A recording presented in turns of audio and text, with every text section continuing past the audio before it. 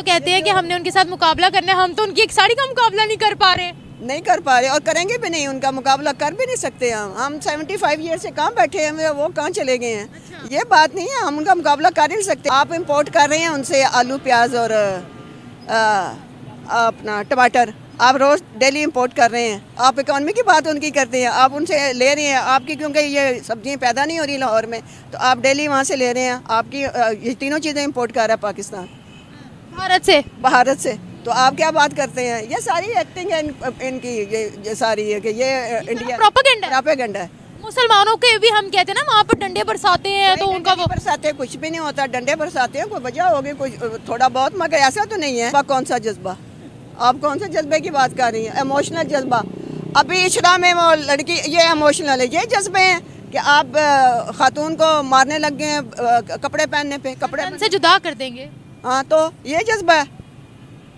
आप कौन से जज्बे की बात कर रही हैं? हकीकत पसंद बने, कोई जज्बा शज्बा यहाँ नहीं है। यहाँ बेहिसी तारी है, बेहिसी, इतनी बेहिस कौम है कि उसको कुछ फील नहीं होता। स्पेशली पंजाब तो बहुत बेहिस है। नमस्कार दोस्तों, मेरा नाम अनुज धीमान और आप देख रहे हैं नेशन ब्यूरो। अगर किसी पाकिस्तानी से ये पूछा जाए क्या हम भारत का मुकाबला कर सकते हैं, या भारत के अंदर जो मुस्लिम रहते हैं वो किस कंडीशन के अंदर रहते हैं, तो फिर वो हमेशा भारत के खिलाफ बात करेगा। लेकिन यहाँ पर उल्टी धारा बह रही है। पाकिस्तान की एक महिला जो बातें कर रही है उसको सुनकर आप चौंक जाएंगे। तो पहले हम लोग वीडियो देखते हैं। वीडियो है निमरा अहमद ऑफिशियल का, फिर हम बात करेंगे इस वीडियो के अंदर जो बातें की गई हैं उसके बारे में। हम 75 ईयर से कहाँ बैठे हैं, वो कहाँ चले गए हैं। अच्छा। ये बात नहीं है, हम उनका मुकाबला कर नहीं सकते। आप अपनी इकॉनमी 16 महीनों में पीछे बढ़ा कर रखी शहबाज शरीफ ने, अब आके फिर बैठ गया। और जिस तरह जो कुछ कर रहे हैं, आपकी महंगाई का अगले रमजान में पता चल जाएगा। जीडीपी तो बड़ा पीछे रह जाएगा, आपकी महंगाई ऐसे चढ़ेगी पता चल जाएगा। रमजान में पता लगेगा? हाँ, रमजान में हमेशा ही महंगा होता है। और आपके जो महंगाई आएगी, IMF की शराइत हैं जो पाकिस्तान, वो उनके पास IMF की शराइत नहीं है। वो बड़ा मुल्क है, वहाँ यहाँ IMF की शराइत पे पीछे ये पैसे लेने के लिए कोई भी करने को तैयार है। जितनी कड़ी शर्तें लगाएंगे ये गवर्नमेंट मानेगी। हाँ, ये इतनी कड़ी सही है। लेकिन वो मुल्क देखिए, भारत एक बहुत बड़ा मुल्क है, गुर्बत भी बहुत ज़्यादा थी वहाँ, नो डाउट। और उन्होंने जिस तरीके से इस चीज़ को टैकल किया वो भी काबिल तारीफ है। आबादी की वजह से गुर्बत है, गुर्बत इतनी नहीं है। आबादी बहुत ज़्यादा है, उन्होंने कंट्रोल कर लिया आबादी पे। हम तो आबादी पे कंट्रोल नहीं कर सके। और आप उनका मुकाबला एक साड़ी से कर रही हैं। आप पाकिस्तान की इकॉनमी देखें कहाँ से कहाँ जा रही है। और जो बेसिक नेसेसिटीज़ है ना, इंडिया तो पैकेज देता है मुसलमानों को, रमज़ान पैकेज। क्या बात कर दिया आपने? हाँ, मैंने अच्छी बात की है कि सारे मुल्क जितने भी हैं, यूरोप, अमेरिका समेत इंडिया, मुसलमानों को रमज़ान पैकेज देता है। और ये मुसलमान मुल्क रोज़ों में महंगी चीज़ें करता है। अब महंगाई की ऐसी लहर आएगी, रोज़ों में हमेशा रोज़ों में महंगाई होती है। तारी ना करें, वो तो मुसलमानों पर डंडे बरसाते हैं। नहीं, डंडे नहीं बरसाते। डंडे बरसाते हैं वो थोड़ा सा जो करते हैं, डंडे बरसाते हैं, मगर पैकेज देते हैं। गद्दारी की बात नहीं है। आप कैसे कह सकती हैं? रमज़ान पैकेज मिलता है। हज उनका सस्ता है, हमारा हज 11 लाख का हो गया है। आम बंदा हज नहीं कर सकता, हज भी उनका सस्ता है। उनकी बेसिक नेसेसिटीज सस्ती हैं, खाने पीने की चीज़ें सस्ती हैं, सब्जियाँ सस्ती हैं। आप इंपोर्ट कर रहे हैं उनसे आलू प्याज और अपना टमाटर, आप रोज़ डेली इंपोर्ट कर रहे हैं। आप इकॉनमी की बात उनकी करते हैं, आप उनसे ले रहे हैं आपकी, क्योंकि ये सब्जियां पैदा नहीं हो रही लाहौर में, तो आप डेली वहाँ से ले रहे हैं। आपकी ये तीनों चीज़ें इंपोर्ट कर रहा है पाकिस्तान, भारत से। तो आप क्या बात करते हैं? ये सारी एक्टिंग है इनकी, ये सारी है कि ये इंडिया प्रोपेगेंडा है। मुसलमानों के भी हम कहते हैं ना वहाँ पर डंडे बरसाते हैं, तो उनका वो बरसाते कुछ भी नहीं होता। डंडे बरसाते हैं, कोई वजह होगी, कोई थोड़ा बहुत, मगर ऐसा तो नहीं है। वो देखें लिटरेसी रेट उनका 100% तक है। हमारा पाकिस्तान उनका मुकाबला कहाँ इंडिया का कर सक रहा है, बजाय उनके नकल करने के। जज्बे वाली कौम को आप इतना डिग्रेड कर रही हैं। कहाँ का जज्बा, कौन सा जज्बा? आप कौन से जज्बे की बात कर रही हैं? इमोशनल जज्बा। अभी इशरा में वो लड़की, ये इमोशनल है, ये जज्बे हैं कि आप खातून को मारने लग गए हैं कपड़े पहनने पे, कपड़े से जुदा कर देंगे। हाँ, तो ये जज्बा है। आप कौन से जज्बे की बात कर रही हैं? हकीकत पसंद बने, कोई जज्बा शज्बा यहाँ नहीं है। यहाँ बेहिसी तारी है, बेहिसी, इतनी बेहिस कौम है कि उसको कुछ फील नहीं होता। स्पेशली पंजाब तो बहुत बेहिस है, ना प्रोटेस्ट कर पाता है महंगाई के खिलाफ, और मुकाबला कर रहे हैं आप साड़ी का।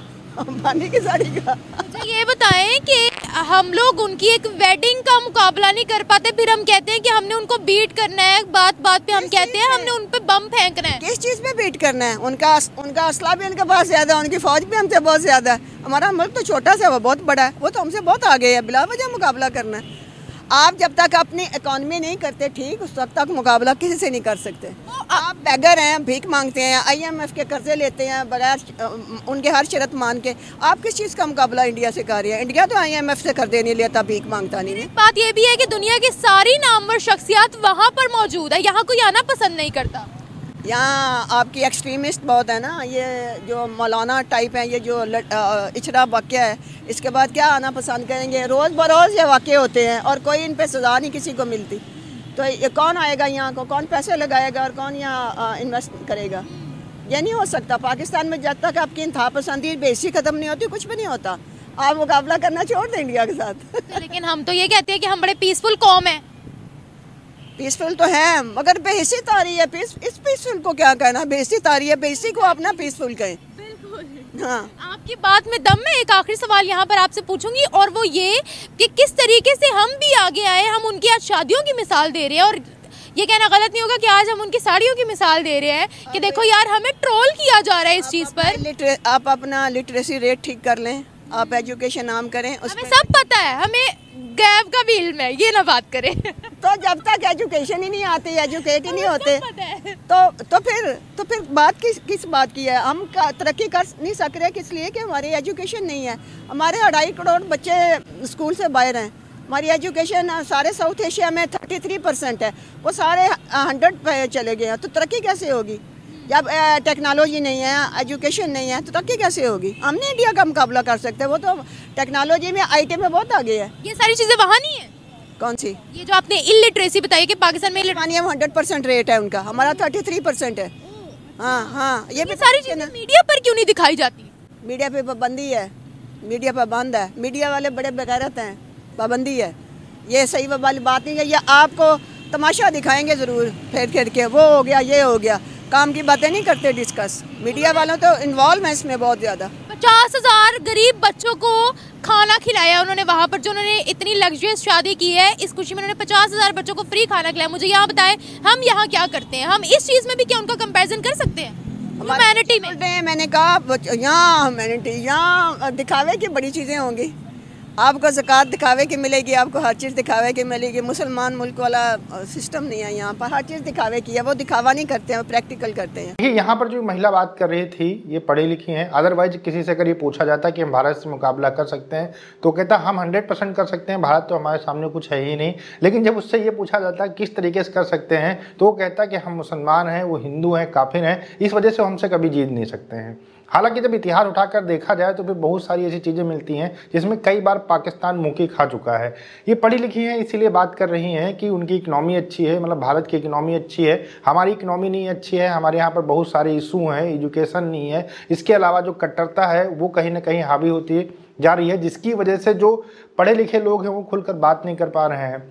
और यहाँ पर उन्होंने बात की भारतीय मुस्लिम को लेकर कि वो लोग खुश हैं, और जो डंडे बरसाने वाली बात थी, तो भैया देखिए कहीं ना कहीं पर कुछ ऐसे मैटर होते हैं जहाँ पर पुलिस को जो है फोर्सफुली उन चीज़ों को हैंडल करना पड़ता है। जैसे कि इमरान खान जब गिरफ्तार हुए थे तो पाकिस्तान के लोगों ने आर्मी के ऊपर अटैक कर दिया था, तब तो उनके ऊपर सीधे गोलियां चला दी गई थी।